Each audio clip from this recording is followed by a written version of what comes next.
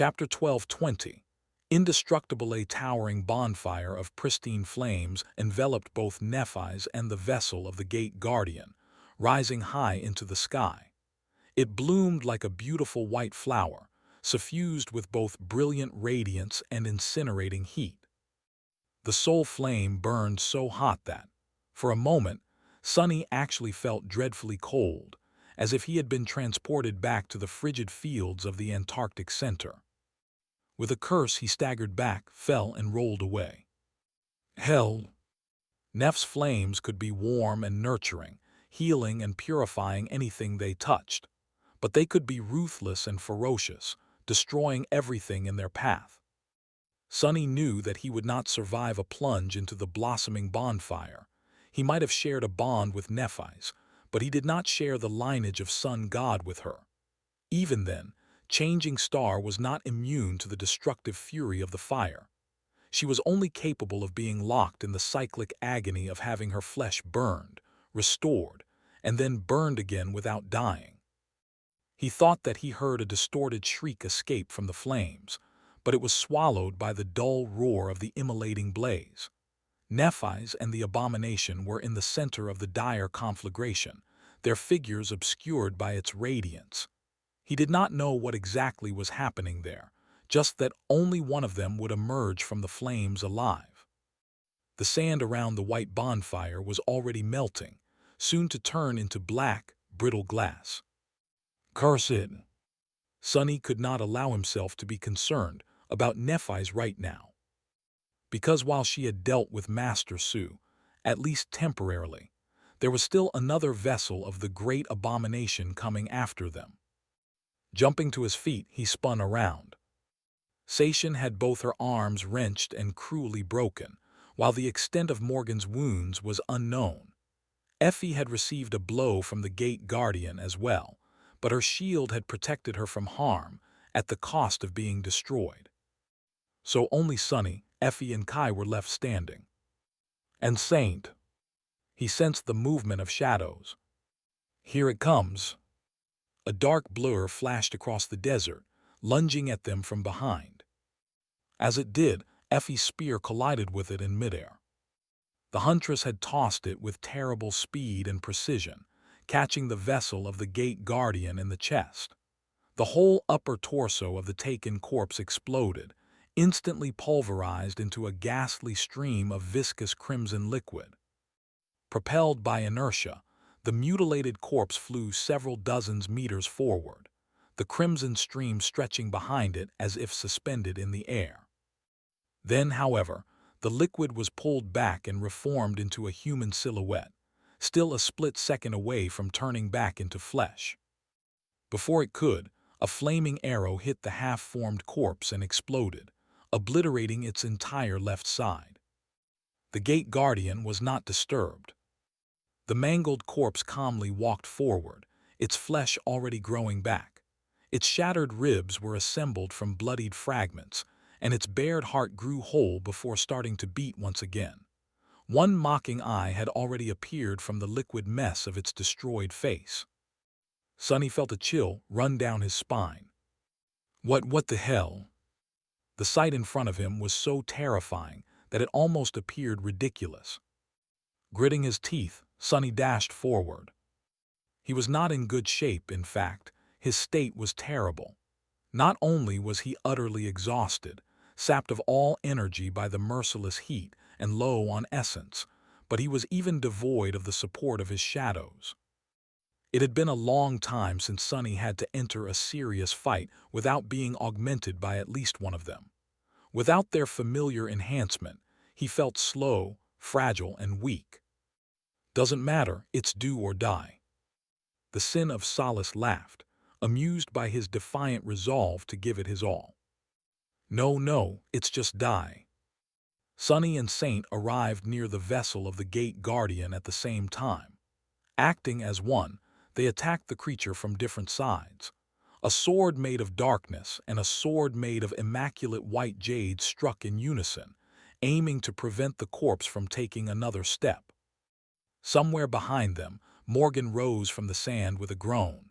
Her sword was destroyed, but she didn't seem to care. Her vermilion eyes blazed with murderous fury, and the Princess of War shot forward like a piercing arrow.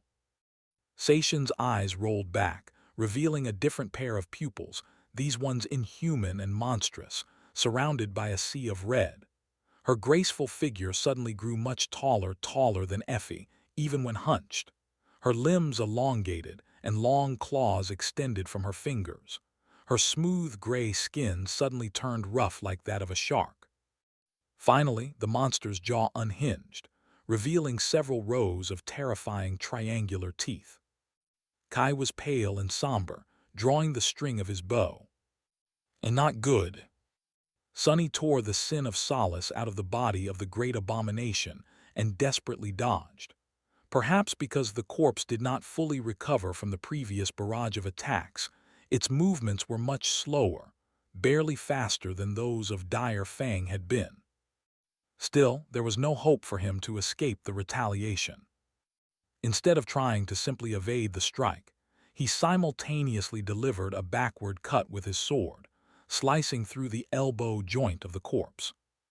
That allowed Sunny to avoid the crushing blow by a hair's breadth. Saint received a bloody fist on her shield and was thrown back, crashing into the slope of a dune. At that moment, Jet was already there. Instead of relying on enchanted weapons, she struck the abomination with her fist. It passed through the chest of the vessel unopposed, directly attacking its soul. Morgan was there as well. Her palm fell like an executioner's axe, severing the creature's spine. And finally, the monstrous figure of Saishan appeared by the gate guardian's side. Her arms were still broken, hanging limply. Instead of relying on her claws, she sank her frightening teeth into the taken corpse, ripping away a huge chunk of its neck, shoulder, and upper chest. There has to be a limit to how much punishment that thing can take. There has to be. A desperate hope burned in Sunny's chest. But if there really was a limit, it seemed that the creature had not reached it yet. I'm going to die. The thought that flashed through Sunny's mind had nothing to do with the fact that each strike of the possessed corpse was devastating enough to obliterate his body, but more so with the strain that fighting the abominations was putting on it. Yes, it was true, Sunny was facing a great nightmare creature, but he felt as if exhaustion was going to kill him even if the creature did not.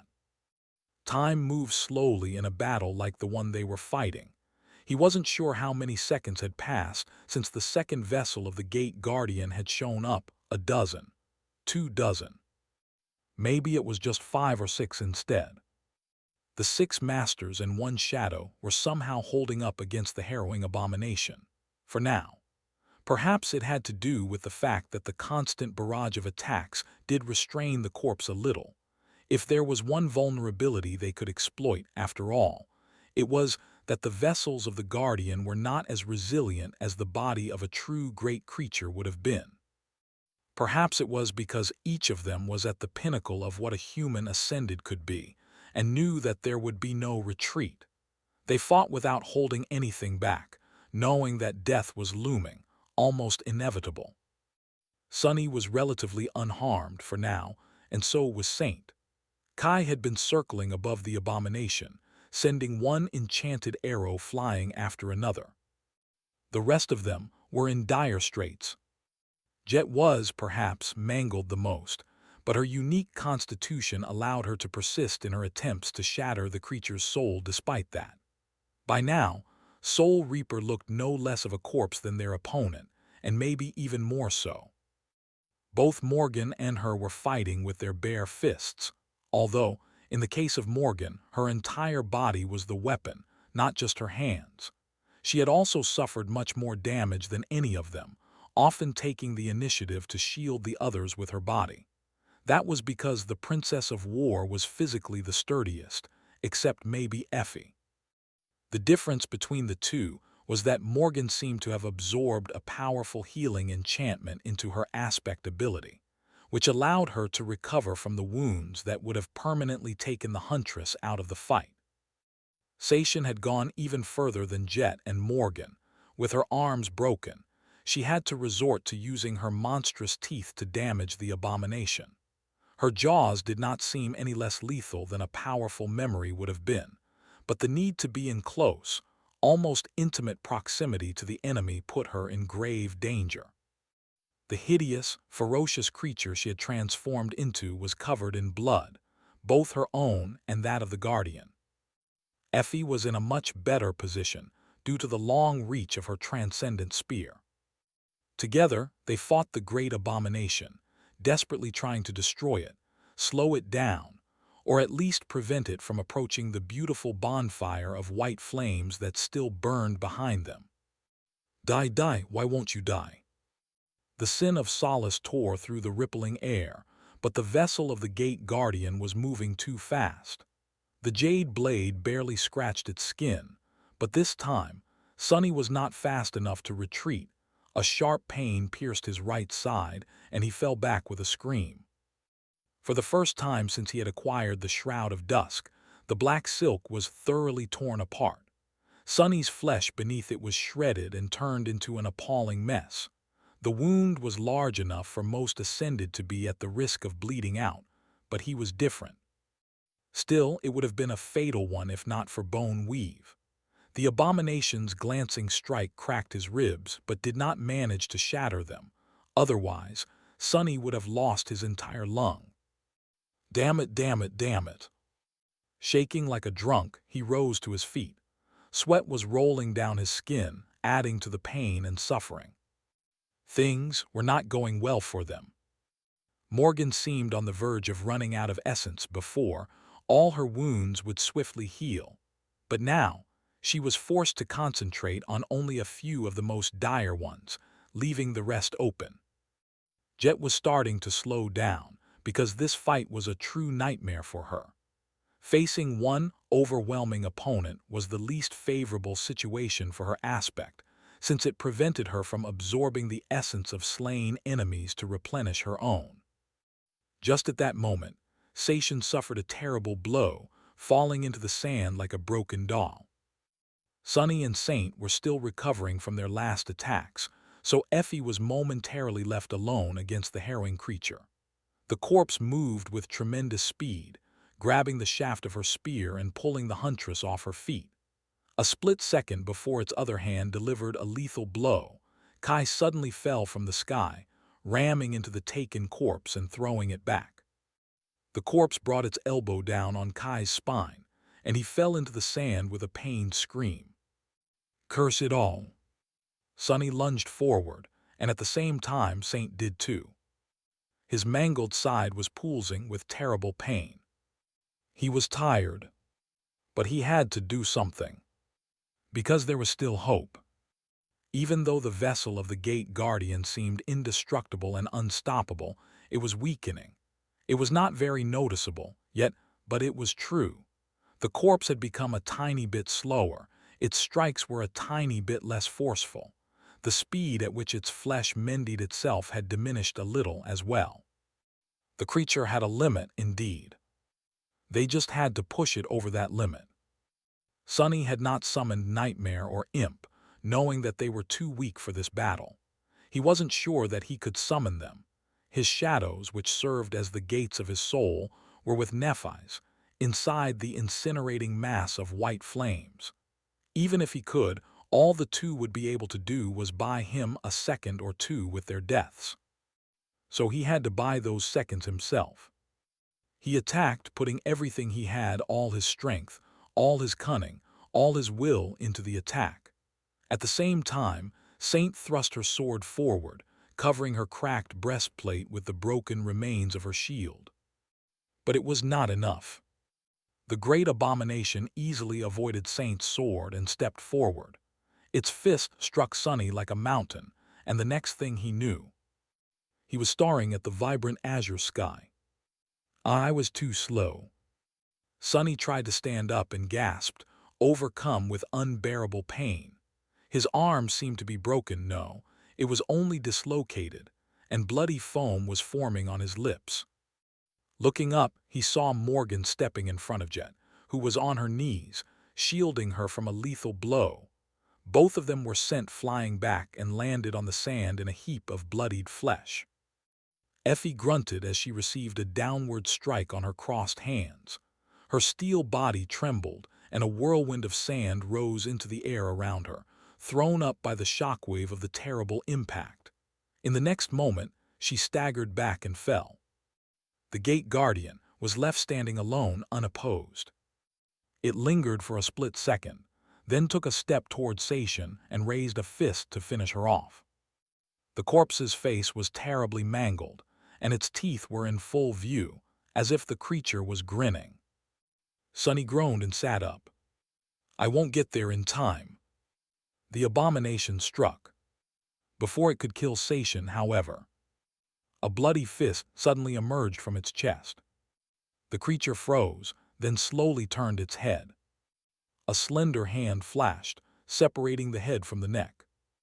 Standing behind the gate guardian was a bewitching woman in a torn carmine dress, her long black hair covered in sand. She was almost inhumanly beautiful, however. Her breathtaking face was covered in blood, an ugly torn wound stretching from her forehead to the tip of her chin. It was as if someone had vandalized an immortal masterpiece by slicing through it with a sharp knife. One of Beastmaster's eyes was glued shut by dried blood, but the other burned with cold, murderous wrath. Her scarlet lips parted, revealing pearly white teeth. "I don't think you'll submit, so just die." Beastmaster's fist was still protruding from the abomination's chest, but in the next moment she tore it out, almost ripping the entire corpse apart. She seemed angry, really angry. "How dare you raise a hand to my sister?" Before the abomination could assemble itself back together, the beautiful saint kicked it, sending the mangled corpse flying back. It landed on the sand a dozen meters away, twitched slightly, and then rose, already knitting itself into a single whole again. The two of them stood opposite each other, looking intently at the enemy. The creature was bloodied and beaten, but eerily calm. There was a smile on its lips. Beastmaster looked just as battered, her face torn and painted with blood. Her expression was dark and full of cold fury. She gritted her teeth and spat. "I won't show you mercy." The corpse stared at her with a smile. Then it suddenly spoke. Tilting its head, the corpse asked, "What is mercy?" The saint's expression slightly changed. "What the hell, why are they talking?" Sonny tried to stand up and only succeeded by using the sin of solace as a crutch. He was struggling to breathe, but it was all right. As the great connoisseur of physical trauma that he was, Sonny judged his condition as not really life-threatening. For now, he couldn't really understand why Beastmaster was wasting her time issuing threats to a great abomination instead of attacking it, but that had given him time to assess the situation, at least. The remaining members of the survivor group were alive. No one had died yet from what he could see. That said, all of them were severely injured. Only Morgan and Saint looked like they could still fight, and Effie too, although there was a pained expression on her face.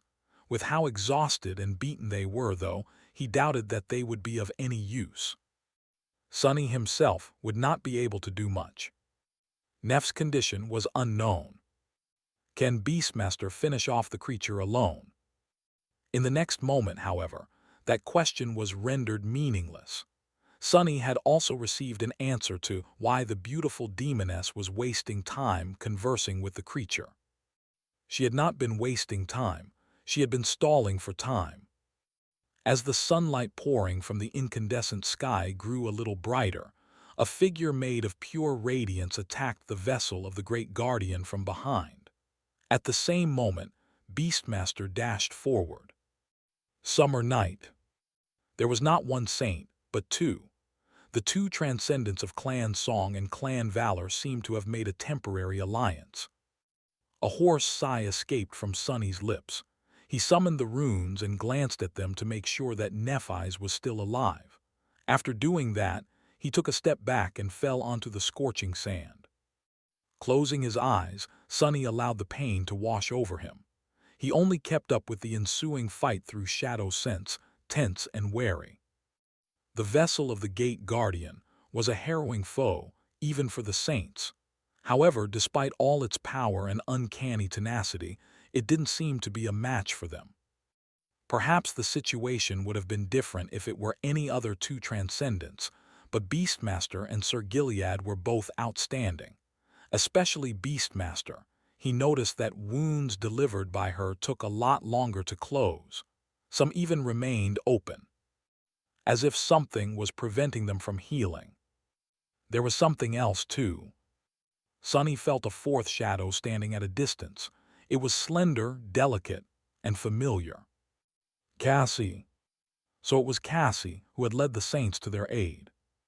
Sonny felt some tension drain from his mangled body. As time went on, the corpse seemed to become a little muddled. Its attacks lost some of their edge, and there were drops of blood falling from its nose. Beastmaster was not only fighting it, but also battering the creature with powerful mental attacks. I think they can actually manage it. Before they did, however, the bonfire of incinerating white flame suddenly grew weak and then disappeared. Two shadows were revealed amidst molten sand and obsidian glass, one crumpled and motionless, the other standing above it. Then, the source of the second shadow swayed and fell. The remaining vessel was taking longer and longer to heal its wounds. The saints attacked it without pause, methodical in their relentless assault.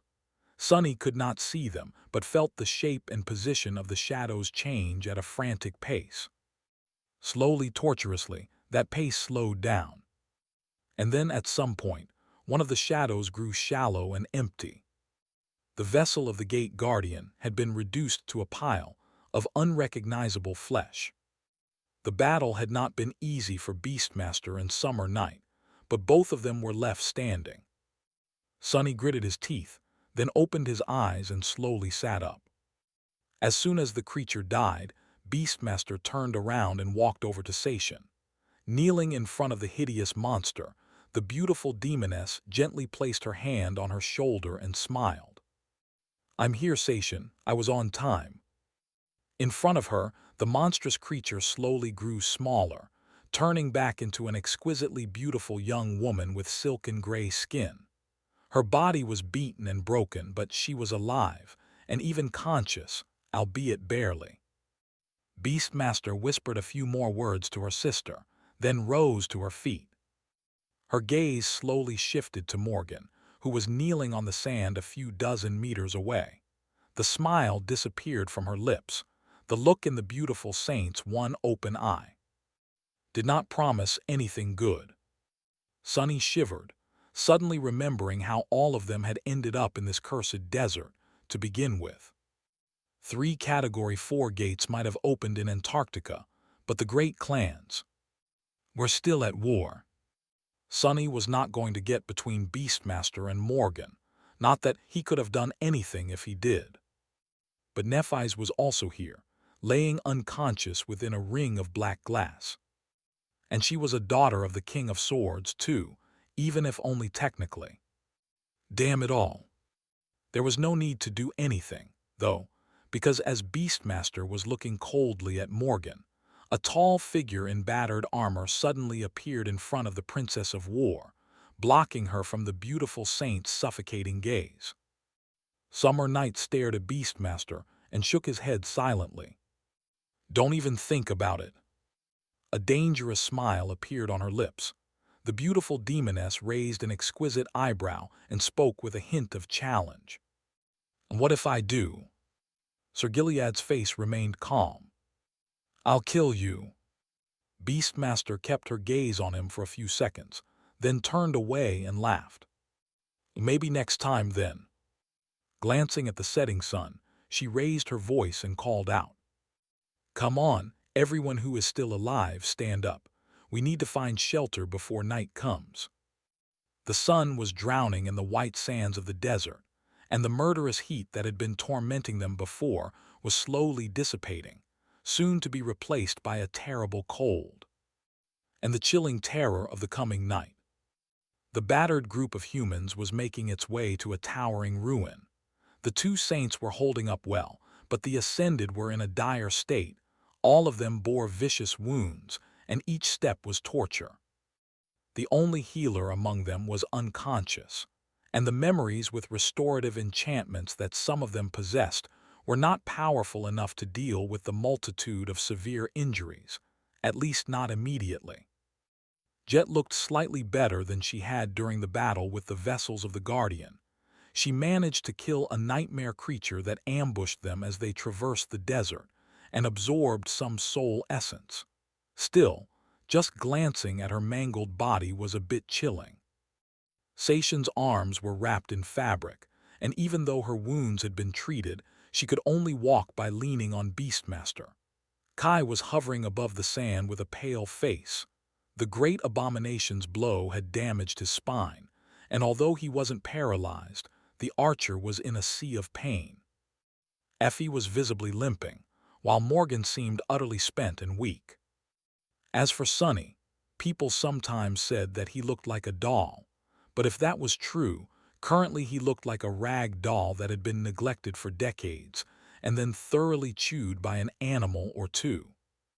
Ah, it hurts. He was hurting, but the pain was tolerable. At least the five shadows were once again augmenting him.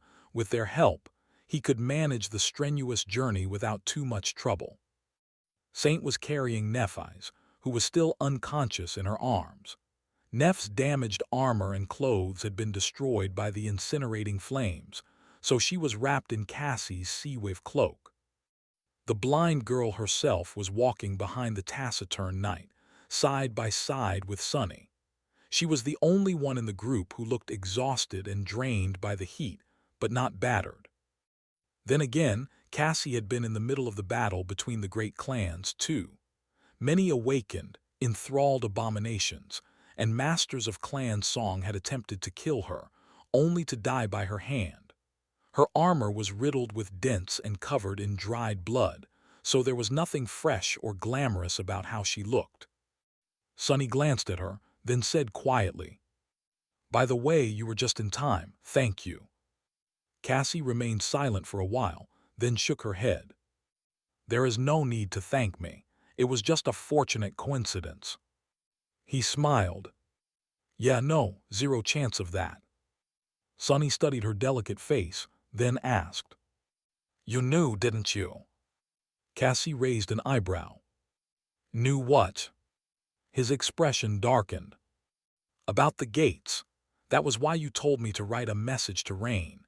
You knew that we were going to get stuck in this damned desert for a long, long time. You knew that Antarctica was going to be destroyed, too." The blind girl turned her head, and he saw her beautiful blue eyes. Her expression was calm. "I know nothing." Sonny scoffed. "Right, sure, so you don't know what is going to happen next either." Cassie turned away and shrugged. "Oh no, that I do know." She lingered for a few moments, then nodded in the direction of Beastmaster and Sir Gilead. "They are going to abandon us." Sonny stared at her for a bit, then chuckled and looked away. "You don't say." One didn't need to be an oracle to know that the two saints that Cassie had brought were going to leave the members of the cohort behind. They had already helped Sonny and the rest by allowing them to survive. But both Beastmaster and Summer Night had their own priorities. For Beastmaster, it was Saishan. For Sir Gilead, it was Morgan, and perhaps Nephi's. That was the reason they had not left the desert immediately after escaping the battlefield. Both saints could return to the waking world at any moment. They just needed a safe place and some time to activate their tethers.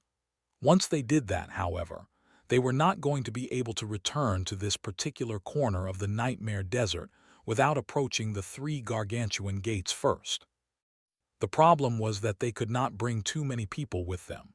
Sonny knew that Beastmaster's limit was 2. She had delivered both Saishan and ascended Bass to East Antarctica, after all. But most saints could only transport people between worlds one at a time. In any case, most of them were going to be left behind. What to do, what to do? Sonny desperately needed to think of a solution, but he was too tired to form complicated thoughts. After remaining silent for a while, he asked, "What about St. Tyrus? Do you know where she is?" Cassie slowly shook her head. "We saw no sign of her after entering the dream realm. Same for Silent Stalker. The desert is vast. Chances are they were sent someplace far away from us. Sky Tide would have been able to escape from the Gate Guardian, but she was already spent at the end of the battle. She might have had to flee into the waking world." Sunny felt slightly disappointed that there was little hope of receiving help from St. Tyrus. But at the same time, he was happy to know that she might have already retreated from the Nightmare Desert. That at least meant that she was still alive. Her entire clan was there in Antarctica, too, considering that great abominations were now wandering the southern quadrant. Sky Tide was the only one who could ensure their safety. She bore a heavy responsibility, considering that it was her actions that had exiled the White Feather clan to the frigid continent. And she had done those things to save Sunny and Cassie. He sighed. "I hope St. Tyrus and Master Roan make it out of Antarctica alive. And Kim, and millions of civilians that had not been evacuated yet, as well as the soldiers of the evacuation army." Sunny and the rest, however, could not do anything to help them, not anymore. Now, their goal was to escape the Nightmare Desert. He didn't know which task was more dangerous. They managed to reach the ruin before the ancient dead rose from beneath the sand. The structure they used as shelter was palatial and vast, isolated from the desert by a wide field of black glass. It didn't seem like a building that people were supposed to live in, though. After observing many ruins across the desert, Sunny was starting to feel as though there was a reason why all of them were so strange, broken, and deformed. It was almost as if these structures had not been built here, but had instead fallen from the sky and shattered after hitting the white sands. Then again, the Nightmare Desert might not have been a desert in ancient times. Rolling dunes like these were usually left behind by dying seas. If the vast expanse of white sand had once been the bottom of an ocean, then maybe the structures had not fallen, but instead drowned. Why would Ariel build his pyramid at the bottom of a sea? Sunny shook his head. No, the description of the Mirror of Truth did not mention any seas or oceans. There was a lot of talk about rivers in the description of other memories he had received during the chain of nightmares. But what river could have been so vast? The spacious hall the survivors had sought shelter in was illuminated by the light of a small fire. Beastmaster was roasting monster meat above it.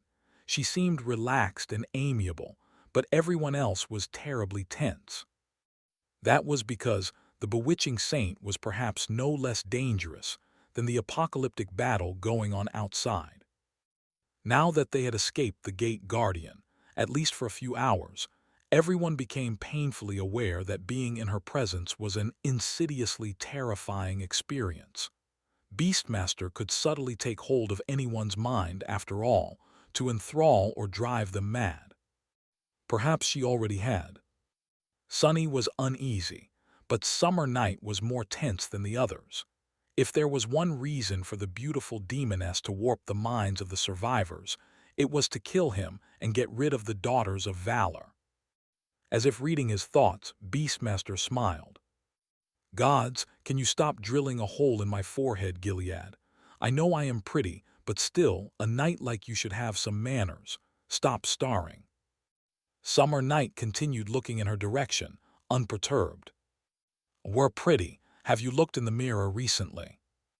Beastmaster looked up at him, blinked a couple of times, then traced the bleeding wound running across her face with a delicate finger. "Oh, that thing. Ah, it refuses to heal. Whispering Blade left me with that present before he died.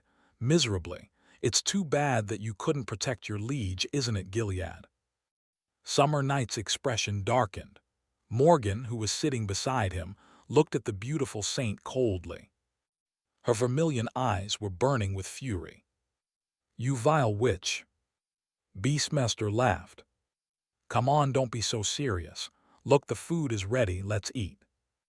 She smiled brightly, and although her face was disfigured by the ugly torn wound, that smile made something stir in Sunny's heart. That woman is lethally dangerous and completely crazy. I really don't want to have anything to do with her. His mind was telling him one thing, but his emotions refused to listen. He had to remind himself of the corrupted tyrant the beautiful demoness had arranged to be unleashed in the middle of a siege capital, and only came to his senses then.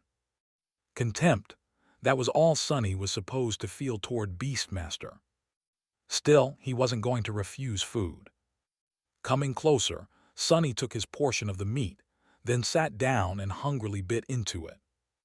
The tantalizing saint gave him a curious look. "Little brother, how are you still alive?" Sunny frowned, then looked at himself. The black silk of the Shroud of Dusk was ripped open, and his entire side resembled minced meat.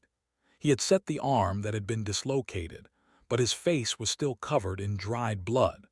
At least the internal damage he had received seemed to have healed to some extent. He could breathe, and there was no bloody foam on his lips anymore. Sunny shrugged. "I don't bleed easily." Beastmaster's smile widened a little. "How interesting." With that, she handed the others some food and moved over to feed Sation, who still couldn't move her hands. The sight of the two of them being so tender and sisterly with each other felt weird for some reason. Everyone was too exhausted to have an appetite, but they still forced themselves to eat. Right now, food was fuel, and all of them were running low on it. As they consumed the fragrant meat, Nephi's suddenly moved and opened her eyes. There was an empty void in them, but slowly, arduously, a spark of humanity returned, and she turned her head, looking at the silhouettes of the humans sitting in front of the fire. Sunny glanced in her direction, then turned his attention back to the food and sent a mental message. "It's night, we're in a large ruin. The vessels of the Gate Guardian are gone, you killed one, Beastmaster and Summer Night killed the other. Cassie led them to us just in time." He thought for a moment and added, "Oh, also, you should probably summon an armor memory." Nephi stared at him for a bit, then moved slightly beneath the sea-wave cloak and closed her eyes. A few seconds later, a flurry of sparks surrounded her body, and she rose. Her slender figure was wrapped in a fitting black material, which Sunny recognized as the inner layer of the Starlight Legion armor with a bit of surprise. Nephi swayed a little, then slowly walked over to the fire and sat down. He handed her the endless spring, while Cassie offered her a portion of roasted meat. Neph drank deeply from the beautiful glass bottle, then took the meat and looked silently at Morgan and Sir Gilead. Summer Night offered her a tired smile. "Lady Changing Star, you are awake, thank the gods." There was a strange strain in his voice. Morgan looked between the two, then shook her head. "Well now, the two of you are making me feel bad." Nephi silently sank her teeth into the juicy meat, her expression neutral. Sunny's, however, was not. "So that's how it is." He had learned everything he needed to know from that short exchange. Sir Gilead can only take one person back with him. After the food was finished, a tense silence settled inside the ancient ruin. Everyone was tired beyond words, but no one dared to fall asleep, not only out of fear of the Gate Guardian finding them, but also because of the two saints. Beastmaster and Summer Night sat on opposite sides of the fire, staring at each other tensely. Neither could lower their guard, knowing that the opponent would, perhaps, use that moment to launch an attack. I guess their alliance was doomed to be a short-lived one. Sunny tiredly closed his eyes, then yawned. "No offense, but why don't you just leave? Then those of us who have to stay will get some rest at least." Both saints looked at him with a hint of surprise. After a few short moments, Sir Gilead shook his head slightly. "I must admit, I admire your composure, Master Sunless." Summer Night must have been under the impression that the people he couldn't save would be terrified. perhaps even begging him to take them back to the waking world instead of Morgan. Well, Sonny did not consider begging to be beneath him, if there was a point to it, but he knew that the Saint of Clan Valor was never going to abandon the daughter of his sovereign. Sonny shrugged. "I'm too tired to be worried." Beastmaster chuckled, then said in a raspy voice, "The reason why we haven't left is very simple. You are not a saint, so you wouldn't know, but there are conditions that have to be met in order to return to the waking world. Namely, our anchors in the waking world are affected by the call the same way your anchors in the dream realm are affected by it. Every seed exerts a pulling force, and since there are so many of them in the Nightmare Desert, that force is quite ubiquitous. We need to find a spot where it is relatively weak first, and this ruin is not one of these spots." She paused for a moment and then added, "They are not too hard to find. Though I am willing to bet that we'll encounter at least one tomorrow." Sonny tilted his head a little. "So that's how it is." It was only logical that saints were influenced by the call even in the dream realm. In fact, the influence they had to endure would be much greater than what the rest of them suffered through. Sonny knew it because of his own experiences as an awakened and as a master. After the ascension, he felt the pull of the call much clearer.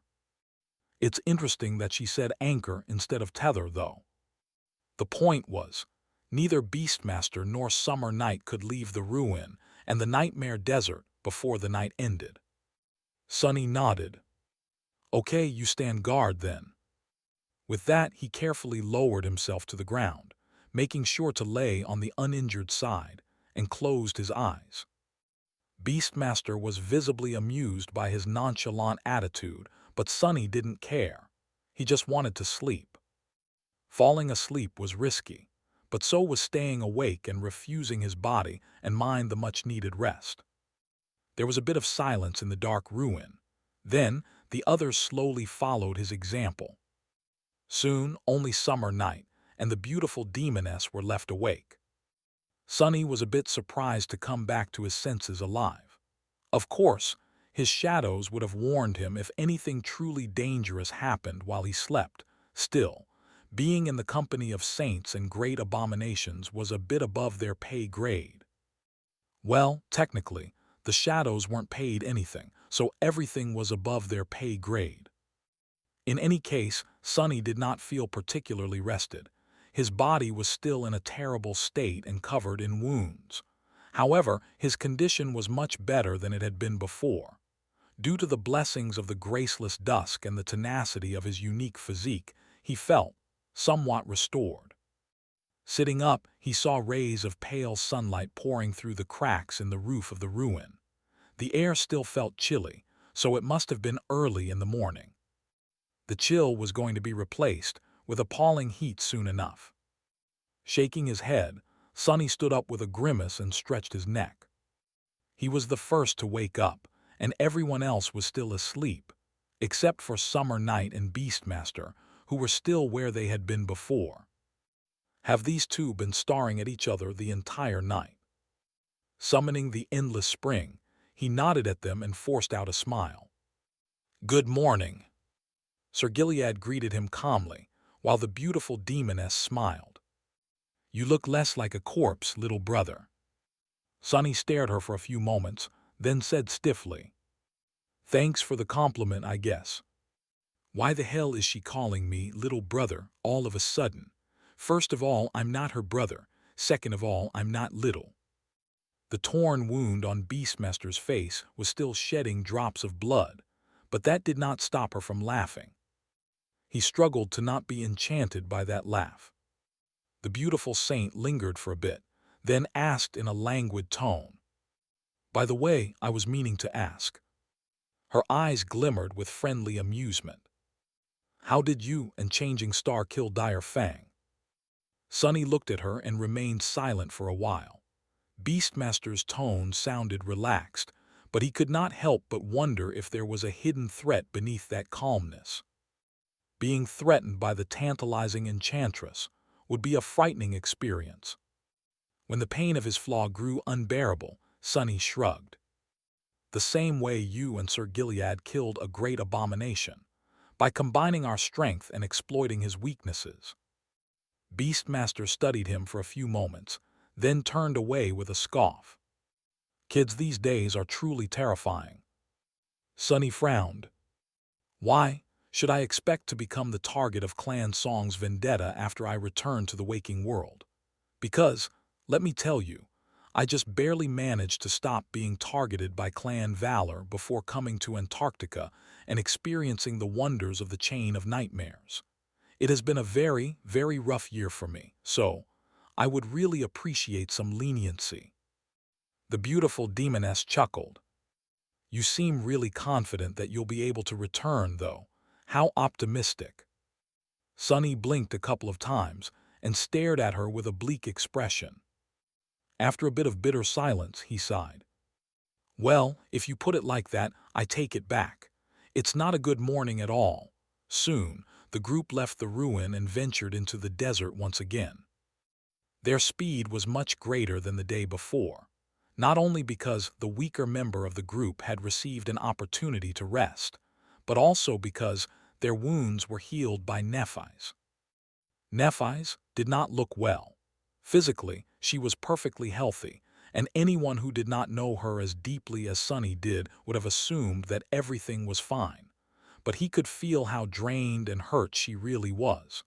Neph had not recovered from using her aspect to destroy the vessels of the Gate Guardian yet. He was worried that perhaps she never would. Nevertheless, Nephis had insisted on treating everyone's injuries. Even Sation's, only Beastmaster, whose wound had been delivered by Whispering Blade's sword, had turned out to be beyond her ability to mend flesh. The ugly cut on the diabolically beautiful face of the enchantress still continued to weep blood. There was some logic to providing aid to the enemies of Clan Valor. As long as they were in the desert, they were on the same side.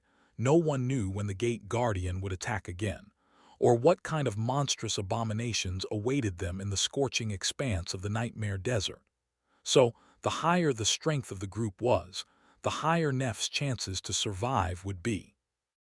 That was also the reason why Sunny did not stop her from treating his wounds. Usually, he was deeply reluctant to let Nephis torture herself on his behalf, but now, both of them were in dire danger. He had to be in the best state possible to ensure that they made it out of the dream realm alive. The group walked across the white sands of the cursed desert like lost souls, wandering the vast expanse of a scorching hell. The Nightmare Desert was full of dangers that even two saints would find difficult, or outright impossible, to survive. More than that, their chances of finding a spot where the pull of the seeds was weak enough to escape were slim, at least in a short amount of time. Or it would have been, if not for the unique advantage the group possessed. That advantage, of course, was Cassie. The blind oracle had long proved how irreplaceable she was in the dream realm. Now that she was a master, her supernatural intuition had only grown stronger. Guided by Cassie, they managed to avoid the most dreadful dangers and go deeper and deeper into the desert without losing a single member of the group to its horrors. Of course, the cursed Sea of Dunes was too dire of a land to make their journey easy. There were still hazards, pitfalls, and abominable creatures of all kinds that they had to avoid, overcome, and fight. But with Summer Night and Beastmaster protecting the Ascended, none of it managed to harvest their lives. And by the time the sun started to roll toward the horizon, they finally stumbled on what they had been hopping to find. Some of them had been, at least. The ruin in front of them was not very large and looked like a spent candle. It was low and misshapen, as if furious flames had once melted the black stones into a searing liquid, which then cooled down and solidified in a chaotic pattern. A vast expanse of sand around the ruin had been turned into a sea of uneven black glass. That was not important, though. What was important was that the misshapen structure was distant enough from the surrounding seeds to allow the saints to leave the dream realm from inside it. The group made its way into the ruin, stepping across obsidian glass. Inside, the floor was just the same. Everything told the story of furious flames that had raged within the structure once, turning it into a scorched husk. Stepping on the cracked black glass, Beastmaster breathed in deeply, and then looked at the rest of them. Well, there's no point in dragging this out, Sation, and I will be leaving. It was nice knowing you all. Granted, I can take one more person with me. Those of you who have fought against the great clan Song, I hope you won't be offended if I don't extend the invitation. Oh, except for you, little brother. You, raised by wolves and nightingale. I can help one of you escape this bothersome predicament. She smiled brightly, giving them a measured look. The underlying message of her offer was clear. You would owe me. Or maybe even, I would own you. A tense silence settled in the chamber of black glass. Eventually, it was Effie who broke it. I'm sorry, my mom told me not to follow strange women. The words were just like what one would expect from the rambunctious huntress, but her tone was uncharacteristically somber. Effie seemed to be struggling with the decision, and yet there was no room for compromise left after what she had said. Kai and Sunny silently shook their heads, expressing their solidarity. Beastmaster laughed. Suit yourselves, Sation, come closer. She took her hand, and soon, without much fanfare, they disappeared without a trace. The two beautiful monsters were gone. Just like that. Sunny looked at the spot where they had been standing a few seconds ago with a complicated expression. That had been his chance to save himself, and he let it slip from his fingers. He felt some regret, but at the same time, Sunny knew that he could not have made a different decision. There was no way in hell that he would leave Kai, Effie, Jet, Cassie, and Nephi's to die to save himself. He had been forced to do something similar twice, and those were some of the most vile moments of his life. This time at least, no one insisted that he did. At that moment, a heavy sigh escaped from Summer Knight's lips. He threw a long look at Nephi's, then walked over to her and gently took her hand. Lady Changing Star, please accept these memories. There is not much I can do to help you today, but these are some of the best weapons and tools I've been able to earn, receive, and collect. You must survive. I know you can, because you have already done it once. A pale smile appeared on Neff's face. It was so bitterly ironic. For her to be thrown back into the nightmare desert after suffering so much to escape it. She retracted her hand and looked away. Even though Sir Gilead seemed to have expected an answer, Nephi's remained silent. He lowered his hand, then took a step away and looked at Morgan. Lady Morgan, if you will, I am ready to take us back to the siege capital. Morgan smiled. Here they go, now we will have to. And shook her head. Sunny blinked. No, not yet. Noticing confusion in Sir Gilead's eyes, Morgan shrugged. You can take me away later, but for now, we still have a chance to reach the pyramid. We can still complete our mission. Yes, our situation is far from perfect, but on the bright side, Clan Song is entirely out of the picture. The competition is gone. It would be foolish not to make an attempt.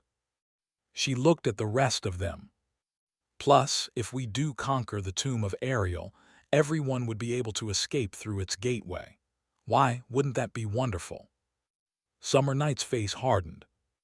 Lady Morgan, I'm afraid I will have to insist. If we do not leave immediately, there might not be a siege capital to return to when we try again next time. The whole continent might be lost. She shrugged dismissively. Don't worry about that. We have 4 more days at least. Their conversation was extremely interesting. Morgan's confidence that East Antarctica would hold for 4 more days at the minimum was also fascinating. However, Sunny found himself distracted.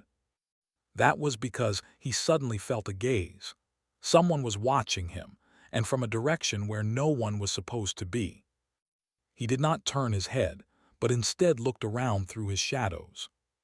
In a distant corner of the glass chamber, A figure was reflecting on the fractured wall. However, there was no one there to cast the reflection. That bastard! Noticing Sonny's attention, the reflection smiled and waved a hand. Or rather, a bloody stump. One of its hands seemed to be missing.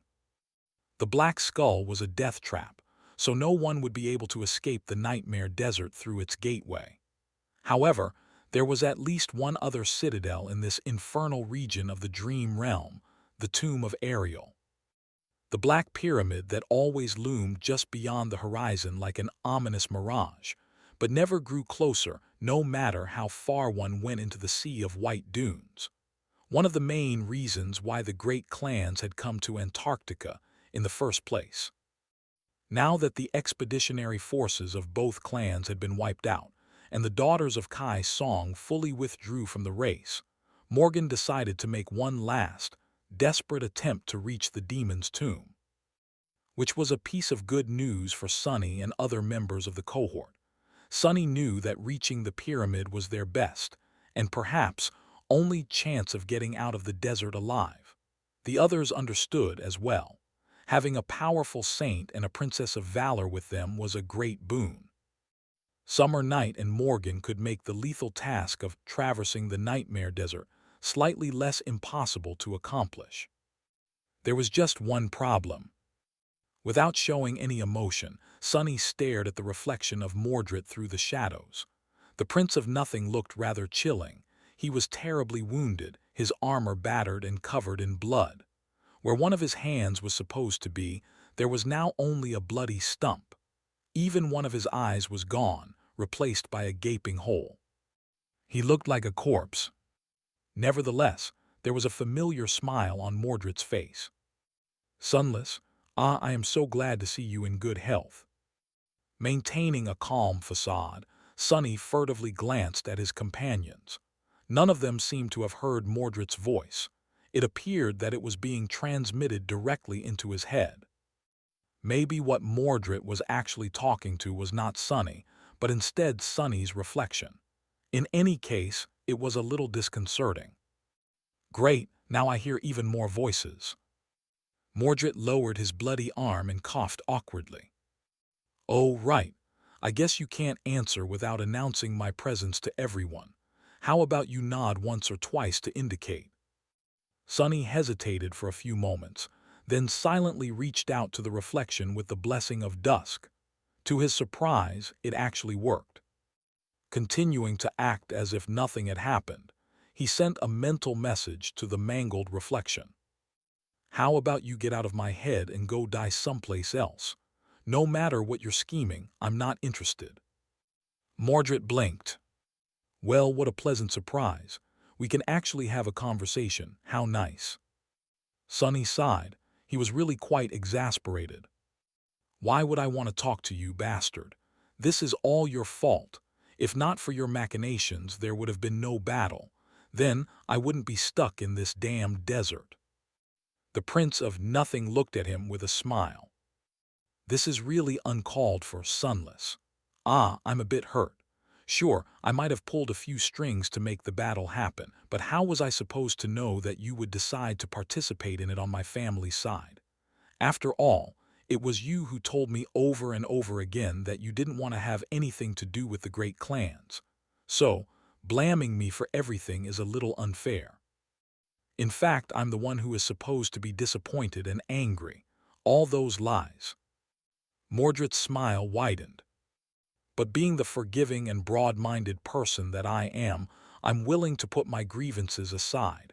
Here, I've decided. I forgive you, Sunless. No need to even mention it. Sonny felt tempted to turn his head and stare at the reflection.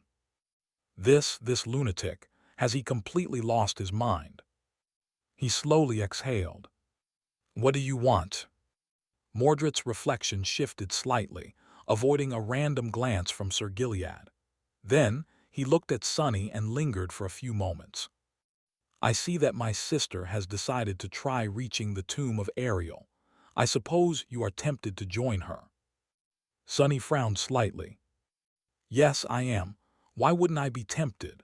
The Black Skull is now in the hands of a great abomination, thanks to a certain someone. So the pyramid is our best bet to escape the nightmare desert. Mordred stared at him with a smile. Oh, but it's not. Don't listen to my sister, Sunless. She is young and inexperienced. In fact, none of you can reach the pyramid. It's impossible. That finally forced Sonny to react. Turning away to hide his face from the members of the cohort, Morgan and Sir Gilead, he looked at the reflection with a deep scowl. Oh yes, how would you know? The Prince of Nothing shrugged. Simple, really. It's because I've already seen Asterion try it once and fail. So, let me ask you a question. If a sovereign failed to reach the tomb of Ariel, what makes you think that your ragtag team of Ascended can succeed? Sonny was startled. Mordred had just confessed a piece of truly shocking information. Asterion had already been to the Nightmare Desert, and it had happened while Mordred was still with him, so more than a decade ago at least. 1,000 questions instantly appeared in his head. I don't know enough to guess who can reach the pyramid and who can't. Does it matter, though? It's not like there is a better solution. But why did Asterion want to enter the tomb of Ariel? No, wait, if even he had failed. Then why did your father and Kai Song still send their people into the desert? Mordred chuckled. Because Asterion doesn't have to report to them what he does. I know, but they don't, and even I don't know what his motives were. As for the pyramid being the best solution, are you sure about that? Sonny remained silent for a while, then said reluctantly, No, if what you said is true. The Prince of Nothing grinned. It is so pleasant to talk to a smart person. Let's put aside the question of my honesty, for now. Yes, the tomb of Ariel seems like a solution, but it really isn't. My sister can't help you save yourself and your companions, Sunless. Sonny looked down with a wary expression. And I suppose that you can. Mordred stared at him for a while. His grin slowly faded. Yes, I can. I'm not doing it out of kindness either. You need my help, but I also need yours. The strength of your companions, too, I need it. The more, the merrier. If we are to escape this hell, we'll need all the strength we can get. It is fortunate that we are able to talk. Really, this ruin you're in is at the very edge of where my reflection can reach. It seems that fate is on our side. He sighed, then smiled again. So, Sunless, why don't you forget about trying to reach the tomb of Ariel with my sister and come challenge the third nightmare with me instead? Sonny had gone through many chilling trials in his tumultuous life, but the Nightmare Desert was, perhaps, the most harrowing ordeal of them all. Lost in a true death zone, pursued by a great nightmare creature, and running out of time, he saw little hope of making it out of this tribulation alive. Nevertheless, there were two paths he could take. The first one was to follow Morgan to the tomb of Ariel, and the second one was to follow Mordred into the third nightmare. Both paths were equally lethal and veiled in uncertainty, making it hard for him to choose. In the end, Sonny made the most prudent decision. He postponed making a choice by a few days. After all, there was a time limit set by Morgan in her daring attempt to reach the Black Pyramid. 4 days. If they did not arrive at the demon's tomb in 4 days, Summer Night was going to take her back to the waking world, leaving the rest of them behind. So, Sonny was going to put his hopes in the Princess of War, and if she failed to accomplish her goal, he would answer Mordred's invitation and follow the only remaining path into a seed of nightmare. The Prince of Nothing was not very happy with the delay, but he had no other choice except to agree with Sonny and wait patiently.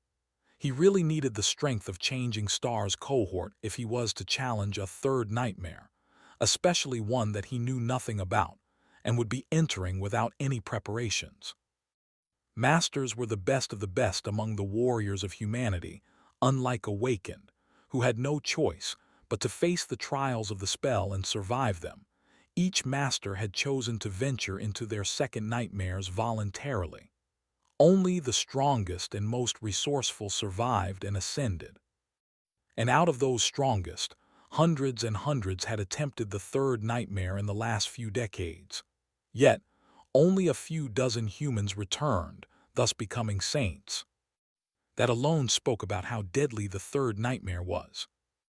Needless to say, Sonny was not very enthusiastic about venturing into the third nightmare at the ripe age of 20. Maybe if he was a titan with 7 fully saturated cores and another decade of experience behind his shoulders, he would consider it.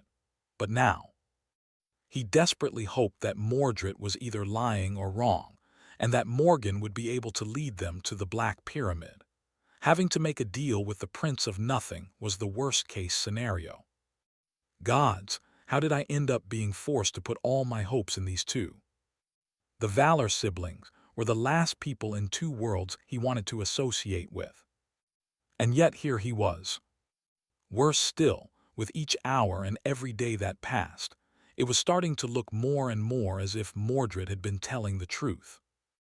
Led by Morgan and Sir Gilead, the small group of survivors was moving deeper and deeper into the desert. They were constantly assaulted by torturous heat, which sapped them of all energy, will, and desire to live. The suffocating nature of the pristine sea of dunes had only affected them physically at first, but as time went on, its cruelty started to gnaw on their minds as well. It did not help that none of them could really sleep, gripped by the fear of the cataclysmic battle that raged across the ancient desert at night. The further into the dunes they went, the more terrifying creatures would rise from the sands to wage war on each other. The ruins they sheltered and shook and groaned, seemingly ready to collapse at any moment. There were more broken structures buried in the sand in the inner regions of the desert, but at the same time, less and less of them looked durable enough to withstand the fury of the eternal battle. At the same time, the nightmare creatures they were forced to fight during the day were becoming more and more powerful. At first, Sir Gilead alone was enough to deal with them. Later, the valiant saint would struggle to fend off the most dire abominations without the help of the Ascended. Finally, there came a time when even Summer Night became wary of their opponents. The group was forced to tread with utmost caution, lest they encounter something that neither the saint nor the masters would be able to kill. That slowed them down considerably. And slowing down allowed the gate guardian Skinwalker to find their trail again. They were still being pursued, and as time went on, the constant need to escape that pursuit was only growing more urgent. There were 2 reasons why the great abomination was getting harder and harder to avoid. The first one was that Sonny and the rest could not allow themselves to move forward as swiftly as they had before. The second was that the creature was learning. The Skinwalker had access to the memories of the corpses it possessed, and through those memories, it was quickly learning about the waking world, the awakened, about the powers they possessed, and about the way they thought. At first, it had only been able to study the memories of several dozen vessels that it had hunted down and taken in the desert, so the process was relatively slow. But the creature had most likely escaped into the waking world as well. How many vessels of the great abomination were there in Antarctica by now? Hundreds, thousands, and millions. Sonny did not know, but he felt that every time they had to escape from the Skinwalker's pursuit, it was rapidly becoming harder and harder to shake the abomination off. Everyone was tired. Everyone was spent, battered, frightened, and slowly starting to fall into despair. The gauntlet of the nightmare desert was just too cruel, too harrowing, and too hopeless. And worst of all, despite it all, the ominous silhouette of the Black Pyramid seemed just as distant as it had been at the start of their arduous journey. Even Morgan, who had never allowed herself to show doubt or weakness before, was looking less and less indomitable with each passing day. The perfectly maintained facade of a fearless princess of the great clan was coming undone, revealing the face of a brave and ambitious, but ultimately fallible and human young woman. She was spent, battered, frightened, and desperate too. The difference was, Morgan still had a way out, while the rest of them didn't. Just like that, the fourth day arrived. Once it passed, they would have been in the desert for a full week. Emerging from an underground ruin, the members of the group shielded their eyes from the blinding sun and looked at the distant, unattainable mirage of the tomb of Ariel. Sunny's face was grim. Mordred said that it is impossible to reach the pyramid, but he is wrong. Asterion was unable to get to it, but someone else did. The Sybils, they reached it. They even went inside, so there's still a chance. Morgan's face was motionless. Her eyes were sunken and tired, but still burning with sharpness. There was no hint of being dulled in their vermilion abyss. Grimacing, she took a step forward and said hoarsely, "Come, we have not failed yet." A tenebrous stallion was galloping across the vast expanse of white sand. On his back, leaning tiredly in the saddle, sat a beautiful young woman in black garments. The steed and the rider were like a wave of darkness that absorbed the incandescent sunlight, and only the young woman's striking silver hair reflected the light back as it danced in the air. Nephi's was following a swift shadow that glided across the dunes in front of them, guiding the two back to the group. Cresting a tall dune, she saw a scene out of a nightmare. The immaculate whiteness of the sand had been painted red by blood, and grotesque corpses were strewn about, torn asunder and gaping with terrible wounds. The dead nightmare creatures were both numerous and enormous in size. The desert itself had been upturned by the furious battle that had reaped their lives, and several tiny human figures could be seen among the gigantic corpses. Her expression turned grim. At the same time, down below, Sunny turned his head slightly and glanced at the black silhouette of the rider, which was outlined against the azure sky at the top of the dune. Wiping the sweat off his brow, he sighed tiredly and leaned his back against the scaly limb of a dead abomination, hidden in its shadow. She's back. Nephi's had survived her mission. The rest of them had survived, as well, albeit barely. This swarm of nightmare creatures had been too tough even for Sir Gilead to handle. The saint had dealt with the leader of the pack, a great beast, and the rest of them had faced off against the pack of corrupted abominations. Now Summer Night was severely wounded, and they were similarly battered and drained of strength.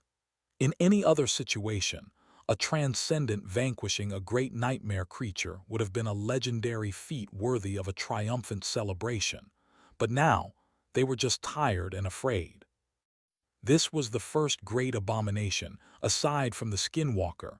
They had stumbled on in the nightmare desert, but would it be the last? Certainly not. They had not even reached the inner regions of this cursed land yet, and the situation was already so hopeless. Nightmare descended from the dune, and the members of the group crawled out from the shaded spots beneath the gigantic corpses to meet Nephi's. She jumped from the saddle and looked at Morgan with a composed expression. The Princess of Valor raised an eyebrow. "How did it go?" Nephi's lingered for a moment. "I lured that Titan toward the Skinwalker's vessel. They fought, but more vessels showed up. The Titan should be dead by now. There is still the sea of quicksand between us and the pursuers, with the thing that dwells below, but it won't delay them for long. We have several hours at most." Morgan let out a heavy sigh. "Damn it, it was a desperate gambit, but I really hope to achieve more." She grimaced, then turned west and stared at the distant silhouette of the Black Pyramid with a grim expression. By now, everyone knew that her desperate desire to reach the tomb of Ariel, or at least get closer to it, was futile.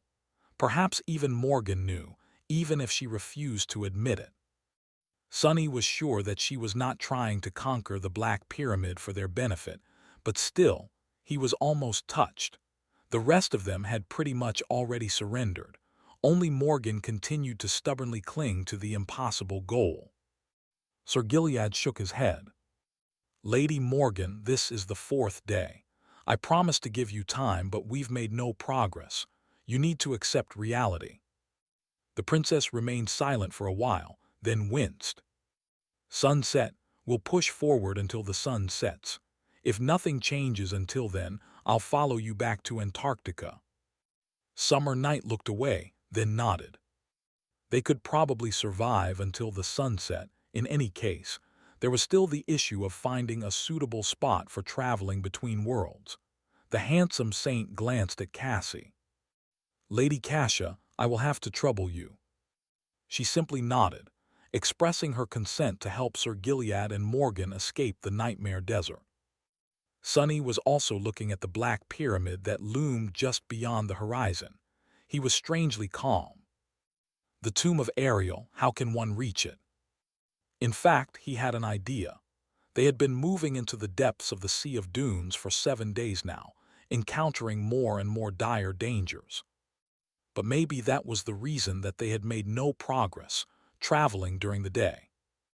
Sonny had a gnawing suspicion that one could only get closer to the demon's tomb during the night.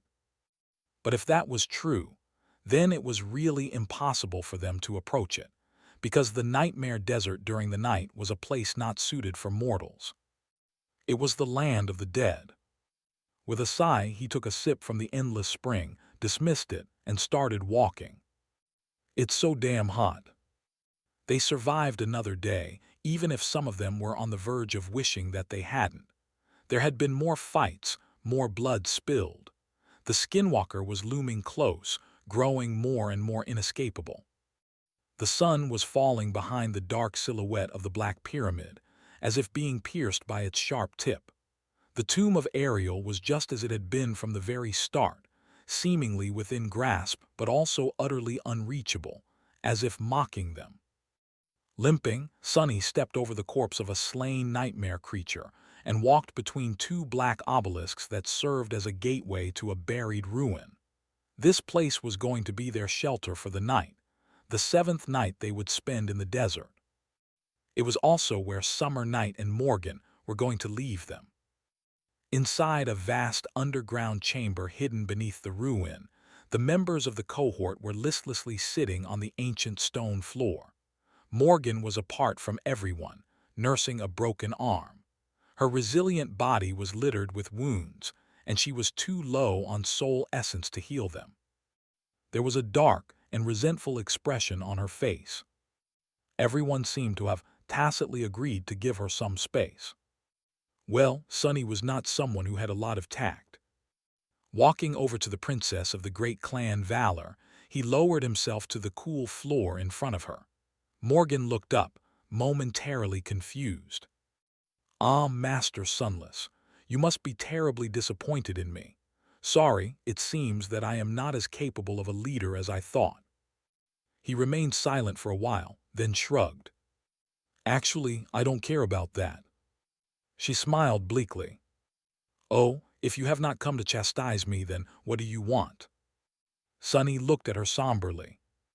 "After you and Sir Gilead are gone, the rest of us are going to try challenging the 3rd nightmare. That is the only way left for us, so I just wanted to ask if Clan Valor was going to start harassing me again, in case I survive." No one was allowed to become a saint without the permission of the sovereigns. It might have had something to do with what Professor Obel theorized once, that the appearance of gates was innately tied to the advancements of humans on the path of ascension. It might have been just because the sovereigns were unwilling to let anyone grow too powerful without becoming a part of their domains. In any case, Sonny wanted to get some assurances that he was not going to be hunted down by the great clans, on the small chance that he actually managed to return from the 3rd nightmare alive. Looking at him, Morgan suddenly let out a low laugh. "3rd nightmare? Ah, you don't have to worry about that." He frowned. The proud princess seemed to have lowered her perfectly maintained facade. If that was the case, he suddenly felt a compulsion to push his luck a little. "Actually, I have another question." Morgan looked at him silently. Sonny met her gaze and asked with a hint of curiosity in his voice. "It's a question that has been gnawing at me for a while. The great clans have been suppressing the transcendence of independent awakened for decades.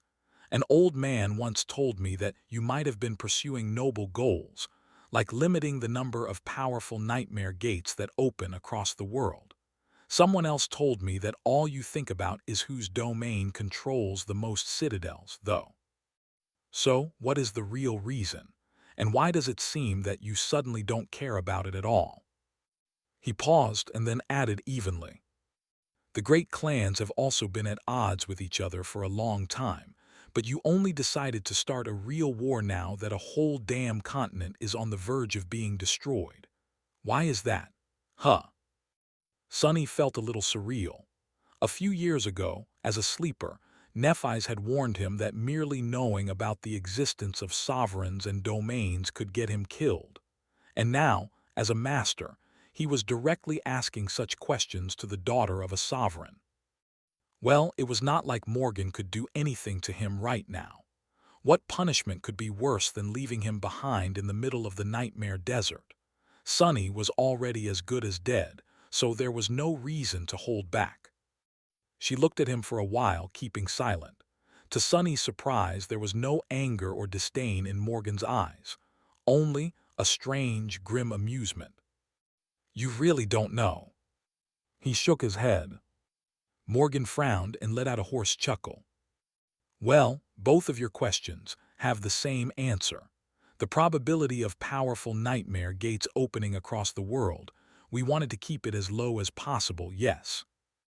Wishing to control more citadels, we wanted it too. But now, we indeed don't care about suppressing the number of saints that much. Sonny looked at her with a burning intensity. Why? Morgan smiled darkly. Why else? It's because there's no point in doing so anymore. The critical mass has already been reached. My father and Kai Song, they postponed it for as long as they could. But now, there's no way to slow down the pebble anymore. It has already become an avalanche. She leaned forward until her face was mere centimeters from Sonny's, and whispered into his ear. What did you think that the chain of nightmares was going to stop with the southern quadrant? No, Master Sunless, it is just the start. Soon enough, all of Earth will be the same as Antarctica. Every continent, every city, every home, all of it, all of the waking world will be swallowed by the dream realm. She leaned back, leaving Sonny staring at her in shock. His mind seemed to be frozen. Morgan studied his motionless face with a smile, and then sighed. Two weak domains can't withstand the future. Only one powerful domain can. So you see, one way or the other, either valor or song must fall. There can be only one king and one throne. She lingered for a few moments, and then stood up. I wish you luck, Master Sunless. Go, conquer the third nightmare and become a saint. Did you think that the great clans would try to stop you? No, now that the end has begun, we'll need all the saints we can get. Morgan turned away and walked in the direction of Sir Gilead, her vermilion eyes drowning in darkness. As she did, she stopped for a moment and looked at Nephis. Sister, I will wait for you in Bastion. Don't take too long. With that, the Princess of War took Summer Night's hand. Soon they were gone, leaving the six of them, Sonny, Nephis, Cassie, Effie, Kai, and Jet, alone in the underground chamber. The echo of her words was roaring in Sonny's mind, leaving him paralyzed. After a while, he shifted slightly. Oh, of course. Outside, the armies of the ancient dead were locked in an eternal battle, and a cold moon shone above the Stygian edifice of the dreadful old tomb. A suffocating cloud of pristine sand had blotted out the sky, and hurricane winds were raging across the vast sea of white dunes. The world was perfectly white and suffused with incinerating heat. The grains of sand cut the skin like knives, but six fragile humans stubbornly marched forward through the radiant inferno, covering their eyes with tired hands and struggling against the wind. Sonny was at the head of the small column, shielded from the hurricane somewhat by Saint's indomitable back. There was a piece of black glass in his hand, and in it dwelled a reflection of a young man with one shining mirror-like eye. Hurry, Sunless, you are almost there, but you must hurry. The creature is drawing close. Shut up, bastard, I know it all. Gritting his teeth, Sonny pushed through the wind and walked forward. He felt as if he had been thrust into a scorching oven. The skinwalker was on their heels, as relentless and inevitable as ever, but at this rate, the desert itself was going to kill them before the great abomination could. What a joke 6 of the most powerful ascended in the world will be done in by the environment. Wasn't it funny? His journey as an awakened had started with almost freezing to death in the cold mountains, and now he was on the verge of succumbing to the unbearable heat of the cursed desert. The dream realm was merciless to the weak, but it was also ruthless toward the strong. Not that Sonny was particularly strong yet. Randomly, he remembered a part of the speech Nephi's had given to the sleepers in the bright castle, right before leading them to siege the Crimson Spire. The weak will die, the strong will die too, and those who remain won't be the same. Follow me, and you will never be slaves. He wanted to laugh. The world was entirely white and incandescent. They were not going to last much longer in the annihilating sandstorm. Sonny already felt ready to collapse. He could only imagine how the others felt, without the same elemental resistance as his. Everyone had their own tools to deal with the heat, of course, but still. They were all balancing at the very edge of oblivion. But luckily, their destination was already close. Slowly, a massive dark shape revealed itself in the hurricane of pristine sand. Sonny froze for a moment, looking up. In front of them, some distance away, a giant block of black stone lay between the white dunes, tilted to the side, its lines perfectly even and immaculately smooth. It seemed impervious to the destructive force of the sandstorm, the cataclysmic fury of the eternal battle between the ancient dead, and even the cruel ravages of time. And yet, one of its ends was cracked, broken, and utterly shattered. Sonny did not know what unholy blow could have damaged the indestructible black stone, and did not want to know. The sight of it stunned him, not only because he recognized the block of stone for where it had come from, but also for what it was. The entirety of it emanated a familiar ghostly darkness. The giant block of black stone was a seed of nightmare. All of it. Beneath the seed, shielded from the wind by its vast expanse, a monstrous winged abomination lay on the sand. Its powerful limbs and long tail were dwarfed by the size of the black stone block, but none of them were deceived. The creature was massive and dangerous. It raised its long neck and looked in the direction of the 6 masters, making their tired bodies tense up. At the same time, Mordred's reflection smiled. "Oh, don't mind me, Sunless. That body is really unsightly, huh? Let me change really quick." The abomination opened its maw, and a small human body fell out of it into the sand. A moment later, the creature suddenly dropped its head, lifeless. The human body stirred. The Prince of Nothing slowly rose to his feet, and then waved at them with a bloody stump. The wind carried his voice. "Run, the Skinwalker is almost here." Sonny hesitated for a moment, then glanced at Nephi's. Without wasting any more time, he gathered the last of his strength and dashed toward the giant block of black stone. The rest of them followed. They had already discussed everything that needed to be discussed. Everyone already knew everything there was to know about the nature of the third nightmares, how they were different from the previous 2, and how they were similar. They would be entering the trial with their physical bodies this time, for one.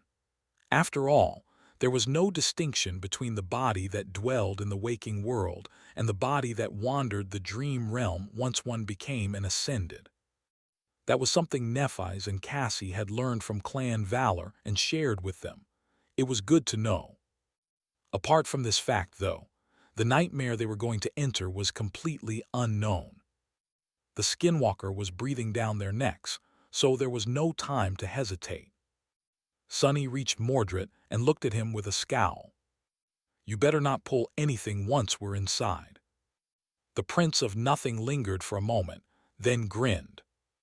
"Ah, you took the words out of my mouth. Sunless, let's survive. Sonny nodded, then turned to his companions.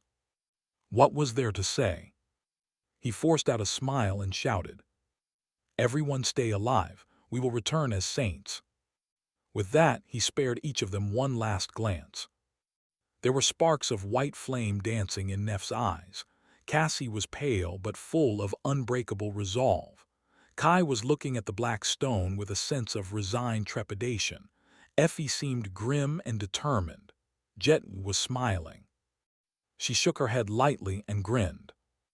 Life is sure unpredictable. Who would have thought that I'd end up challenging the third nightmare after all? Soul Reaper laughed as she looked at Sonny. Sonny, thank you. He stared at her for a moment, then shook his head. What a lunatic. With that, he turned around and took a step toward the black stone. 1 step, 2, 3. Slowly, the white inferno of the raging sandstorm disappeared, and all that remained was boundless darkness. In that darkness, Sonny heard the voice of the spell. Ascended, prepare for your third trial. Its words echoed in the void.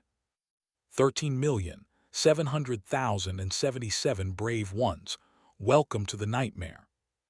Sonny's eyes widened. And what? End of Volume 6. All the devils are here. Sonny dreamt of a black pyramid. Somber and wreathed in darkness, it rose from a sea of flawlessly white sand like a towering mountain. Its slopes were like vast plains, and its sharp peak was like a spear that pierced the heavens. Outlined against the backdrop of the starlit sky, the pyramid was like a black rift in the fabric of the world. Its edifice was built from millions of colossal stone blocks. Each block was darker than the darkness itself and perfectly aligned, leaving no gaps between them. And each of them, Sonny felt a cold terror grip his heart. Each of the stone blocks was a seed of nightmare. There were millions of them, some already in bloom, some still waiting for their turn to blossom. At the base of the pyramid, the nightmares were shallow and weak. Higher, they were harrowing and unfathomable. And higher still. The slope of the colossal pyramid was broken and covered in cracks, with many blocks either shattered into dismal dust or missing. 4 vast scars were tainting its immaculate surface, as if some unholy beast had torn through the eternal stone with titanic claws. Above the scars was a narrow capstone. But Sonny, he was not someone who could gaze upon it.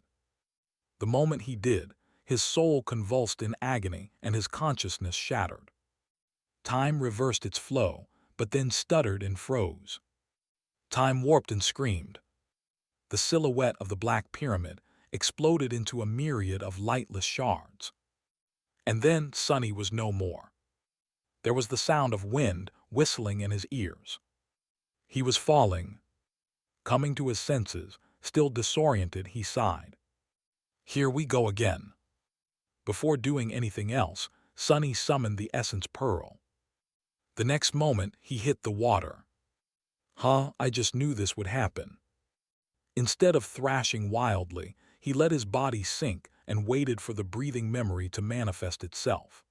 At the same time, Sonny extended his shadow sense outward and tried to understand the nature of his surroundings. Water, nothing but water. Well, that's strange. Wasn't I in the desert just a few moments ago? They entered the nightmare through a giant block of black stone that lay between the dunes, half buried in the sand. Since the seed was in the desert, the nightmare was also supposed to take place in the desert, unless the spell had sent them in a past so distant that the desert itself did not exist yet, hidden at the bottom of a sea. The thing, though, was that's very strange. The cool water around him was not seawater, it was fresh water. If Sonny was so inclined, he could open his mouth and drink as much as he wanted. Not that he would, of course. One thing was certain. Sonny had already guessed it before, but after witnessing the tomb of Ariel in the vision at the start of the nightmare, he was now sure. The giant block of black stone was, in fact, one of the building blocks of the Great Pyramid. The unimaginable blow that had left 4 scars on the surface of the demon's tomb must have sent quite a few of them flying far away into the desert. And Mordred had just happened to stumble upon one. Just as expected, the Prince of Nothing had ulterior motives. Or maybe they had just gotten terribly unlucky. Or maybe it was fate. In any case, finally, the essence pearl finished weaving itself from sparks of ethereal light, and Sonny could breathe again. He could also see again, not that it was of any use in any direction he looked. There was nothing but clear water. There was a current, too, a strong and turbulent one. Sonny felt himself being pulled by it, unable to resist. Back to the surface. Breathing out a little, he watched the direction in which the bubbles rose and followed. This time, Sonny did not have to panic and worry about drowning since he had come prepared. The essence pearl was held safely in his mouth. Some time later, his head broke the surface of the water. Sonny looked around and frowned. Everything was covered in thick fog and suffused with somber twilight. He couldn't see far, and even his shadow sense seemed to be dulled by the mist. If there was one consolation, it was that the mist seemed to be of a harmless, albeit somewhat mystical, kind. It was not the harrowing fog of the hollow mountains or its like. I should be thankful, I guess. But he was not. Instead, Sonny felt numb. He had been in a constant state of tension since the start of the Battle of the Black Skull. The third nightmare was in no way less of an ordeal than the Nightmare Desert, but for now, at least, Sonny was safe. There were no nightmare creatures in the water, and no terrible danger waiting to swallow him alive. And so, able to relax for the first time since forever, Sonny suddenly felt utterly exhausted, deeply tired, drained of all feelings and numb. With a sigh, he slowly spun in the water, and eventually noticed an unclear shape swaying on the waves some distance away, hidden by the mist. With nothing better to do, Sonny started to swim in that direction. Less than a minute later, he reached a large piece of wood resting on the water.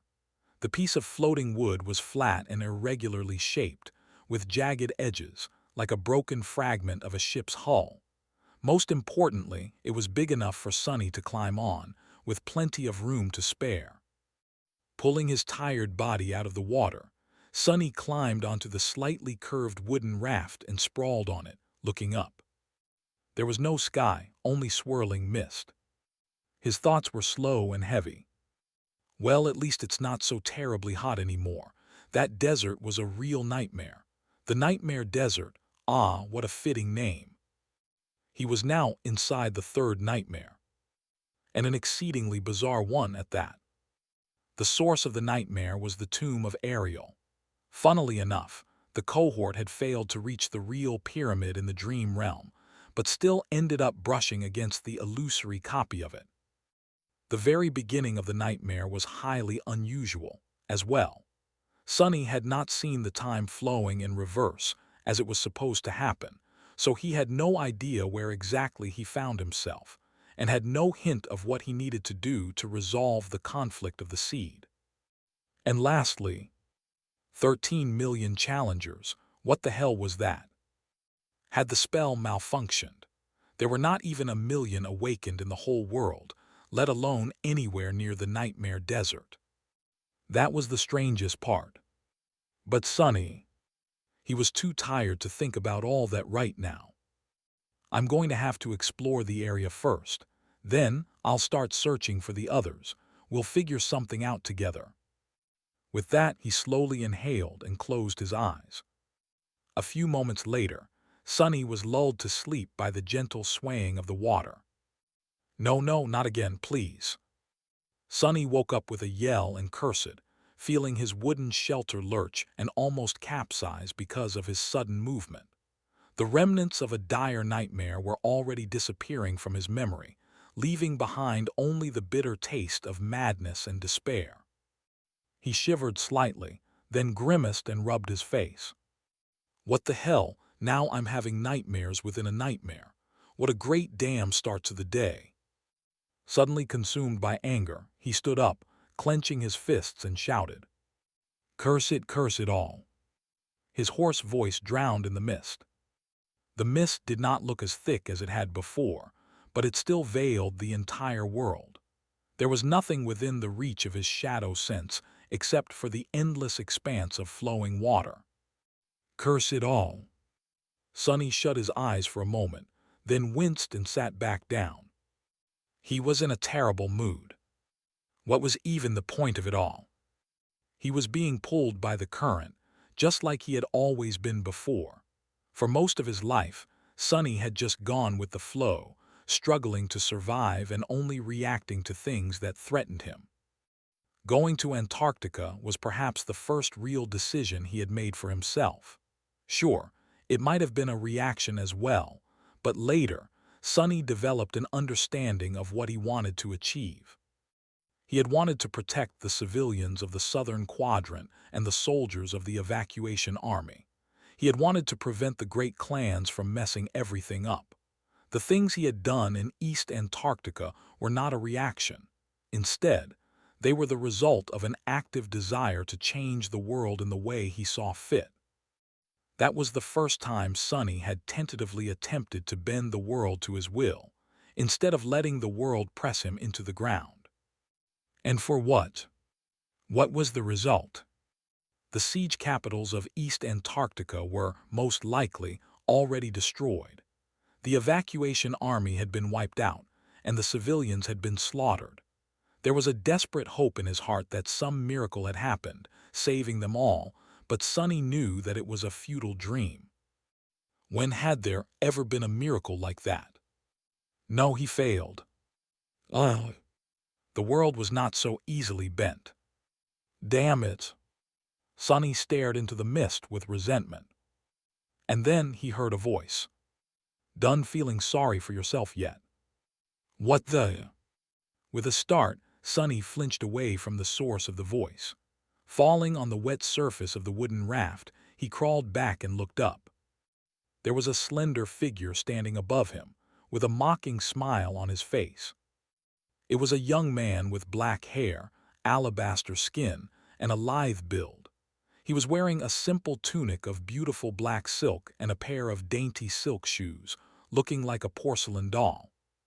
His eyes were like two pools of cold darkness. The young man was Sonny. Or rather, it was the sin of solace. However, the spirit of the cursed sword did not look vague and blurry anymore. It looked utterly complete and real. In fact, it looked slightly more real than Sonny himself. What the hell? Sonny reached the edge of his makeshift raft and froze there, his fingers submerged in water. A perfect copy of him was standing motionlessly a few meters away, looking down with a mocking smile on his lips. The pale face, the onyx eyes, the raven-black hair, it was all the same, but the apparition was much more composed and full of malice than Sonny. There was a boundless ocean of madness hiding behind the cold darkness of its amused gaze. For a moment, Sonny was convinced that one of Mordred's reflections had somehow found him within the mist, but the tone with which the apparition spoke was simply too familiar. With a shudder, he realized that this copy of him was the manifestation of the sin of solace. However, gods, you look so pathetic. Yeah, that's definitely that damned sword. But how could it be? At first, Sonny had only heard indistinct whispers when holding the sin of solace. Later, he could clearly hear its voice. And later still, after Falcon Scott, a vague, illusory figure would follow him around. Now, however, that figure seemed perfectly real. That was not the most frightening fact, though. The most frightening thing was that Sonny did not have the sin of solace summoned. How could the spirit of the cursed sword be here, if the sword itself still rested within the still darkness of his soul?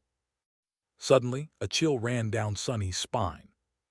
As if reading his mind, the sin of solace laughed. Ah, how fun! I'll give you some credit lost from light. You never fail to amuse, at least. What are you afraid of me now? Sonny hated to admit it, but he was. He did not know what to expect from the cursed giant. It was tied to Ariel, after all, who was both the demon of dread and the architect of the harrowing pyramid of nightmares.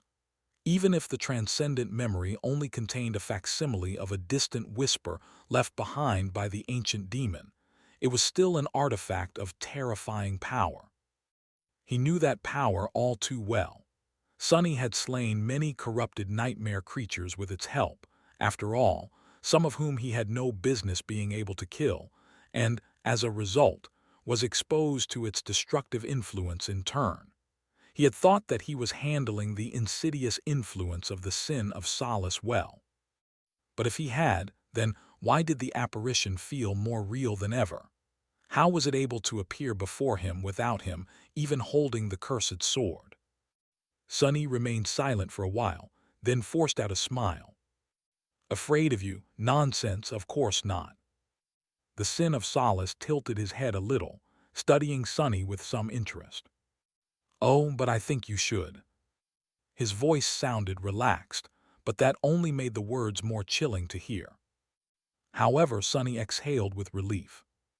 "Well, why would I? You're not real. Am I supposed to be frightened of every imaginary bastard? Life's too short for that." The doll-like young man in front of him raised an eyebrow. "Are you sure that I am not real?" Sonny scoffed. "I wasn't before, but I am now. I suspected for a long time, of course, but since you were not annoying enough to waste my time on getting to the bottom of this, I chose to concentrate on other things. But hey, since it's just the two of us now, let me clear a few things." He moved away from the edge of the makeshift raft and looked up at the sin of solace while still remaining in a sitting position. "There's no point in pretending to be something that you are not, and what you are not is a real being. No, you're just a tiny, insignificant part of my mind that the enchantments of the sin of solace turned against me. How do I know?